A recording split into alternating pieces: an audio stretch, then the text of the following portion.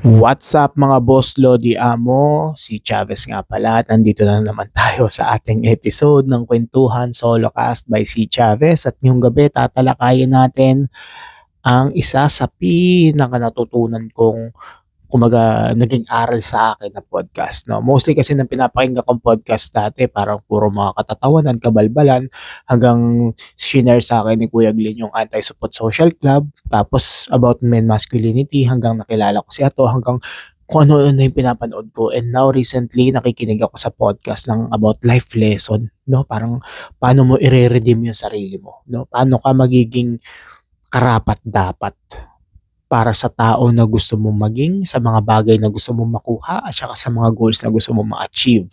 Sinamulan nila yung lagi nilang sinisimulan at gusto ko rin gawing habit to. Every time na magsisimula ako ng something, gagawa ako ng content, rarat-rat ako ng kung ano man, is mag-grounding. Grounding is magme-meditate ka, magdadasal ka, or basta parang ganun, steady ka lang, mga 5 minutes, 10 minutes, no? Pero syempre, hindi na natin gagawin dito dahil ginawa ko na kanina, no? Dahil kakain ng oras yon na wala naman kapararakan. So, sasayangin ko lang din yung oras nyo. So, ginawa ko na siya kanina bago ko to simulan. And then, dun sa, sa mga gustong makanood ng sinasabi ko, eto, yan. Kung nakikita nyo, yan guys, eto, yan yung itsura nung podcast nila. Top G Manila, MJ Aguilar, and si Ato, no? Class S. Supremo ng mga Class S na swangit daw. So, ayun, dami kong natutunan guys. At isa sa mga naging lesson din sa akin na tumatak yung antas ng buhay. Paano nade-develop ang isang tao? Kasi, di ba, may mga kakilala ko yun na from rags to riches, biglang pumaldo si ganto, biglang nag-skyrocket sa kayamanan si ganyan, pero ikaw nakikita mo yung sarili mo na bakit parang nalileft behind ako, mas matalino ako doon, mas magaling ako sa kanya, no? Wala sa talino, wala sa diskarte, wala sa luck, no? Nasa awakening siya, nasa kung paano mo gagawin na kakaiba ang buhay mo, tsaka sa consistency ng kung ano man ang ginagawa mo, no? According dun sa napanood natin, napakinggan natin, merong apat ba o tatlo. Sa ganun, tingnan natin. Madadaanan natin yung mamaya na antas ng buhay. Yung una is yung culture scape, kung tawagin. Ito yung mga paniniwala mo nung bata ka, no?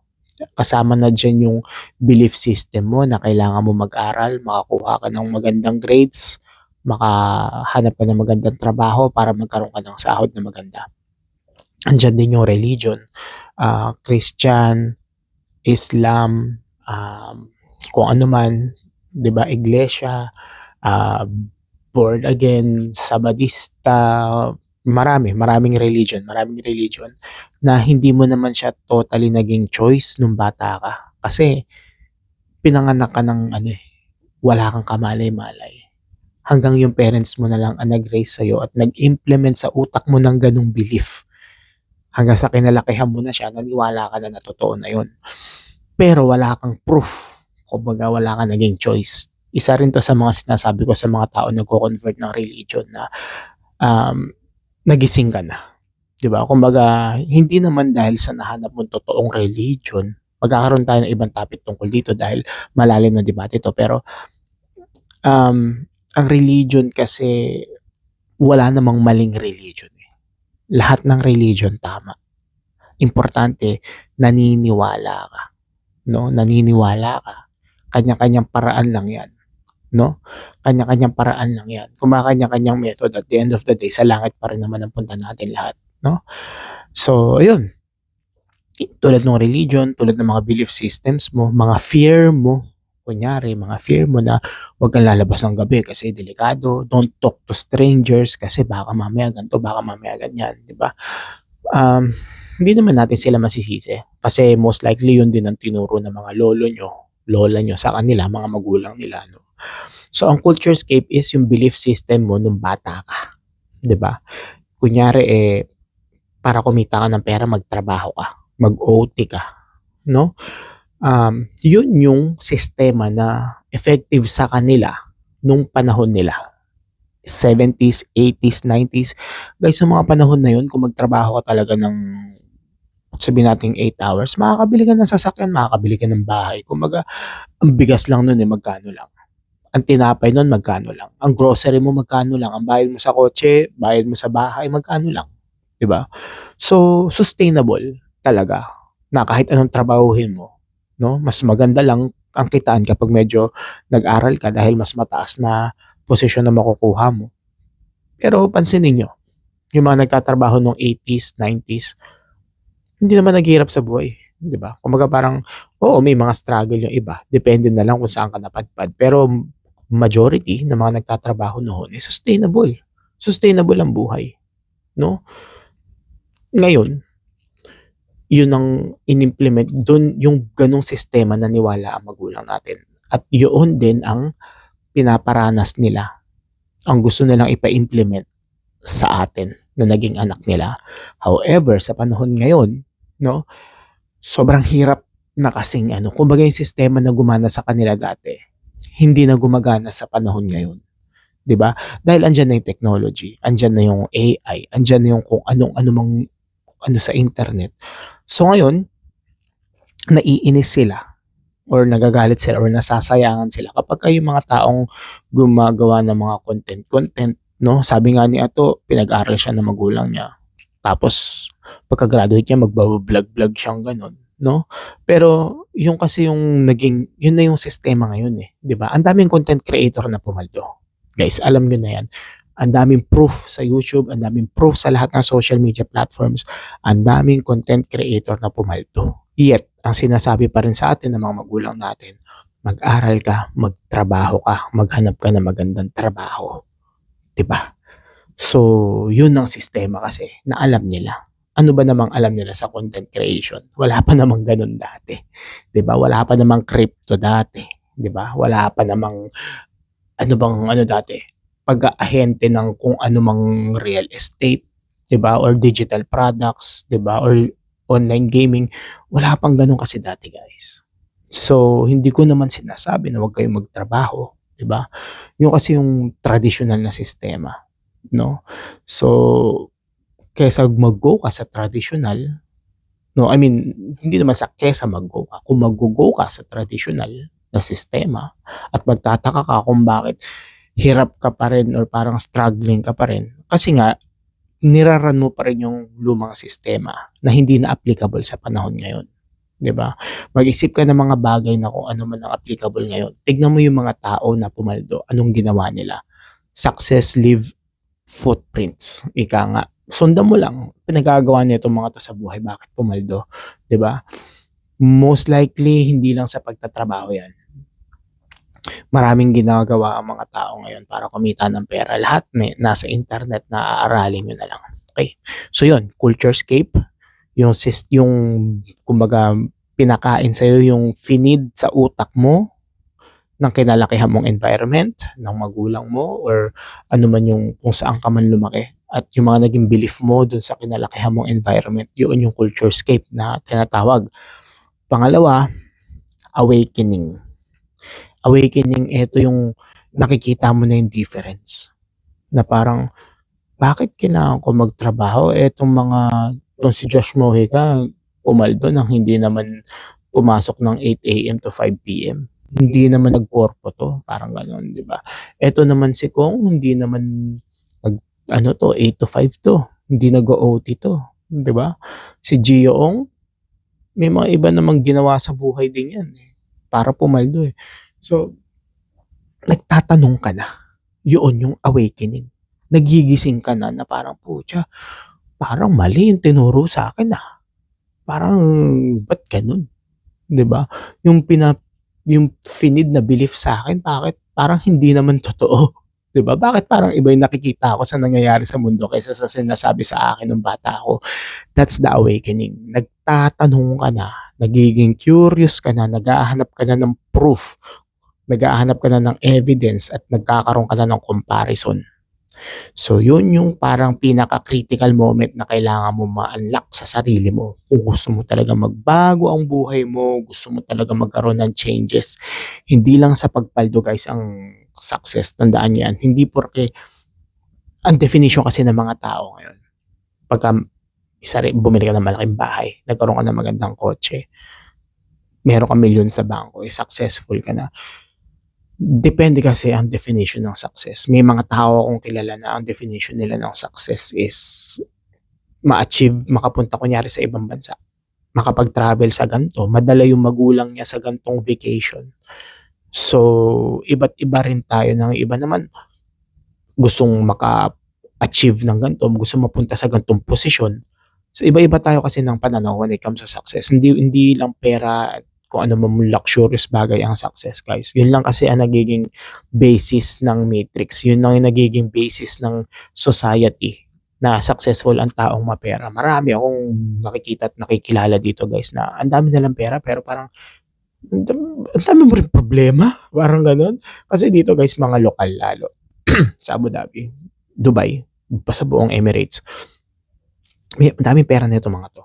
In paldo, marami talagang pera tong mga taong to. Pero mas gusto nila yung kumain dun sa kainan na yung pucho-pucho, yung mga parang kari-karinderya dito. Lagi nila kumbaga grocery sila, namimili sila sa mga discount market. Sabi ko, bakit parang ganun? Eh, may pera naman kayo, doon kayo bumili sa mga high-end nyo. Total, gusto nyo naman yan di ba? Ang sabi sa akin, ng mga nakakausap ko na lokal na parang kumbaga hindi na sa pera ang happiness nila. Well, ang sabi ko, madali sabihin sa'yo kasi may pera ka di ba? Pero hindi. Meron din ako nakikilala na nakakasama namin na hindi naman ganun kayaman, hindi ganun kalaki ang pera, pero parang araw-araw ang saya ng buhay niya. No, parang magte-text sa akin, mag-PM sa WhatsApp, minsan tatawag sa akin na, John, parang may ganito akong ganap, baka gusto mong kita tayo mamaya after coffee, kwentuhan tayo. John, ganito, baka gusto mong, alam mo yung parang lagi siyang active, laging parang asaya, ang positive niya kasama. Kumpara dun sa mga ibang nakakasama ko na may pera pero parang ang bigat sa pakiramdam. May ganun talaga no. Hindi ko alam kung ano man naging problema nila. Ayoko na rin alamin dahil problema nila yun Alangan intindihin ko pa yung problema nila no. Pero yun nga, balik tayo dun sa awakening. Nagtatanong ka na ng mga bagay-bagay. No? Nakikita mo na kung ano yung dapat mo, kung bagay yung success mo na gusto ma-achieve, medyo nagiging malinaw na sa'yo. Lumiliwanag na, nagkakaroon ka na ng clear vision. Nagtatanong ka na, paano ba to? Paano ba yan? Bakit ganito yung sitwasyon ko? Paano ko aalis sa ganito? No? So, yun yung awakening. Nagtatanong ka na. At sa panahon ngayon guys, ito yung kailangan yung mangyari sa inyo. Magising. Awakening. Magising kayo na yung mga nakagisnang sistema, mga nakaraang panahon, na naging sistema ng magulang, lolo natin hindi na applicable sa panahon ngayon, no? Maghanap kayo ng diskarte nyo. Marami dyan available. Sundan nyo yung mga taong sa tingin nyo na gusto nyo rin mapuntahan yung ganong sitwasyon. Go for it 100% of the time, guys. Mapupunta kayo doon. Ma-attract nyo yung tao na gusto nyong makasama, na magdadala sa gusto nyong puntahan. As long as gising ka na sa katotohanan. Kumbaga open-minded ka na. No? Open-minded ka na, hindi sa networking open-minded ka na mag-absorb ng lahat ng bagay na alam mo magko-contribute sa success mo. Third, so meron na tayong culturescape, ayun yung kinagisnan mo, awakening, nagtatanong ka na, nagising ka na. Third doon is programming, parang reprogramming, no? Reinstallation ng nakagisnan mo at ng mga bago mong gustong i-apply sa sarili mo na naging curious ka dito sa awakening process. So, reprogramming. Ito yung ina-uninstall mo na yung mga bagay na alam mong hindi na nagbibigay ng proof sa'yo. Tapos pinapalitan mo na siya ng bagay na bago. Na sa tingin mo na ito talaga yon. So, kunyari, For example lang, yun nga, ang belief system mo is magtrabaho, mag-OT para mas maraming pera, 'di ba? Ngayon, dun sa awakening, may mga tinanong ka na bagay na, bakit naman yung eto hindi naman nag-OT, 2, 3 oras lang nagtatrabaho sa isang araw pero mas malaki yung kinikita sa nag-OT. Siyempre, aaralin mo yung ginagawa niya. Kita mo nagda-dropshipping, kita mo kung ano-anong ginagawa, nagbebenta ng digital products, nag-aral ng marketing, nag-AI, kung ano-anong ginagawa sa internet na within 2 to 3 hours lang kumikita ng 10,000, 15,000, ganun, no? So, aaralin mo na siya kasi gusto mo din yun, 'di ba? Ayaw mo namang ma-stuck sa 8 to 5, 9 to 6 na mag-o-OT ka pa. Aaralin mo siya hanggang mare-realize mo na, oo nga, mas effective nga 'to kaysa mag 9 to 5 ako or mag 8 to 5 ako, 'di ba? Ngayon yung mawawala na sa utak mo yung pagtatrabaho ng gano'n, yung parang magpapasok ka na ilalaan mo yung oras mo para sa pera. Magkakaroon ka na ng bagong sistema.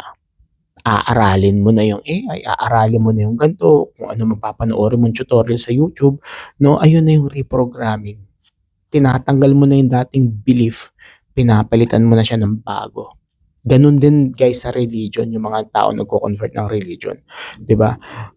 Nakikita nila yung difference ng kinagisnan nilang religion sa natutuklasan nila ngayon. Okay? So marami yan. Again, pupunta tayo sa topic na yon someday dahil gusto ko rin pag-usapan yan. Ang dalawang topic na gusto kong bigyan ng tuon or parang pagfokusan na susunod, medyo sensitive nga lang to. Religion and gender. Yan, sa susunod. Bibigyan natin ng ano yan, ng magandang kwento. Pero sa ngayon, dun muna tayo sa antas ng kamalayan ng tao. So ayun, Culturescape, yung kinagisnan mo nung bata ka hanggang sa paglaki mo, mga paniniwala mo, awakening, nagigising ka na kasi parang hindi na effective tong nakagisnan mo at nagtatanong ka bakit yung paligid mo iba na yung nangyayari, and then reprogramming or recoding, no? Yung mga nakagisnan mo noon, tinatanggal mo na siya, pinapalitan mo na ng bagong paniniwala, pinapalitan mo na ng bagong proseso, no? Pinapalitan mo na ng bagong sistema. Nagbubuo ka na ng habits, especially yung mga taong successful. Ganito ang ginagawa nila, kaya kung mapapansin nyo, hindi na sila sabay sa karamihan, no? Gumigising na sila ng maaga, 5 a.m., 'di ba? Nagwo-workout na sila, no? Nagkakaroon na, nagme-meditate na sila. Hindi na sila sabay sa flow ng normal na tao. Meron na silang sariling sistema. At yun, ang reprogramming. After nyo ng awakening, reprogramming, at yung huling-huli, limitless. Guys, hanggang ngayon kina-question ko pa rin dahil ang dami kong gustong panoorin. Sobrang konti lang kasi ng info na nakuha ko doon. Dahil konti lang yung pinag-usapan nila. Alam ko may mas malalim pa na explanation doon. Pero to make it short, to summarize it to you guys, limitless is eto na yung ano ka na. Limitless ka na. Lahat na ng gawin mo, nangyayari. Lahat na ng isipin mo, nangyayari. Lahat ng gusto mo ma-achieve, nangyayari na. Lahat ng gusto mo makuha, napapasa kamay mo. Limitless. Ano ka na sa parang ibang level ng kamalayan na lahat posible na sa'yo. Limitless. Wala ka ng limit. Hindi ka na naapektuhan ng bashing, hindi ka na naapektuhan ng kung sino mang mag-trash talk sa'yo, mag-talk shit sa'yo, hindi ka na nagpapauga sa mga bagay-bagay na nangyayari sa paligid mo. Kumbaga limitless ka na, sobrang makapangyarihan mo na hindi ka na nauuga, no? Tapos nagbi-build ka na lang, nagki-create ka na lang. Yun ang gusto natin puntahan, guys. Limitless. And let's be limitless. Yun ang word natin for today.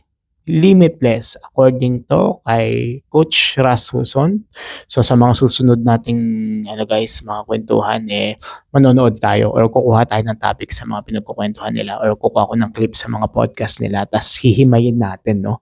Hihimayin natin kung ano yung sinasabi nila doon at paano ito makakatulong sa inyo. Well, bakit ko ba ito ginagawa? Bakit ko sinishare sa inyo, no? Bukod sa hindi kasi yung mga gantong content kasi hindi talaga pinagtutuunan ng pansin ng tao. Sa totoo lang. Mas pinapanood ng tao yung mga luxurious life, yung mga entertainment, no? Entertainment ang gusto ng tao when it comes to consuming the content. Sobrang bibihira lang talaga nung nagko-consume ng ganito, ng life lesson, ng makakabuti sa health mo, na makakabuti sa mental being mo, no? Makakatulong sa'yo na may mapupulot kang aral. Yet, lahat ng tao gustong yumaman. So, parang sobrang contradicting naman ang gusto nyo mangyari, di ba? Gusto nyo yumaman, gusto nyo mag-succeed, pero ang mga pinapanood nyo naman yung mga nag-thirst trap, mga kung ano-ano mang kabalbalan sa internet, sa Facebook, sa Insta, or sa YouTube, no? So, ayun. Ako naman, my purpose is to share you the contents na ng mga napapanood ko. Gusto kong, kumbaga kung hindi yun nabibigyan ng pansin, siguro dahil hindi pa siya masyadong kalat. Ngayon, gusto ko maging, parang sabi ko, parang gusto ko maging mesaya ng mabuting salita or mabuting aral, no? Kumbaga ako na lang yung magbibigay sa mga tao, ako magpapakalat sa tao na mga dapat yung matutunan na makatulong sa inyo sa mental being nyo, again, sa antas ng pamumuhay nyo. Kung gusto nyo talaga maging successful, marami kasi mga fake guru, oo. Ngayon, tayo, hindi naman tayo guru. Hindi tayo nagtuturo, guys. Nagpapakalat lang tayo, no? So, yun. And, yun lang sa ngayon. Ang daming tumatakbo sa utak ko, sa isip ko. Ang dami ko pang gustong sabihin sa inyo. Ang dami ko pang gustong i-share. Ang dami ko pang gustong ikwento sa inyo, guys. Pero, as of the moment, eto muna.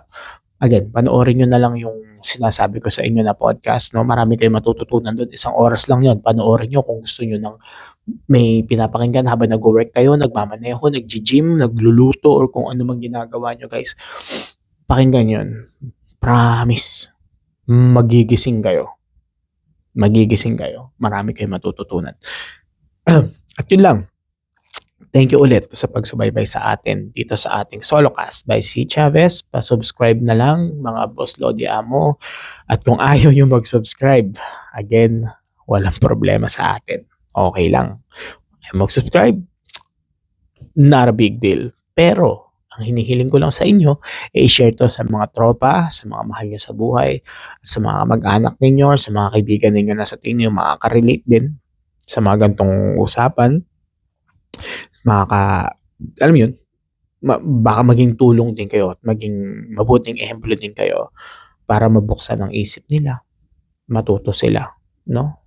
At ma-awaken din sila. So thanks so much again for watching and see you sa susunod nating mga video.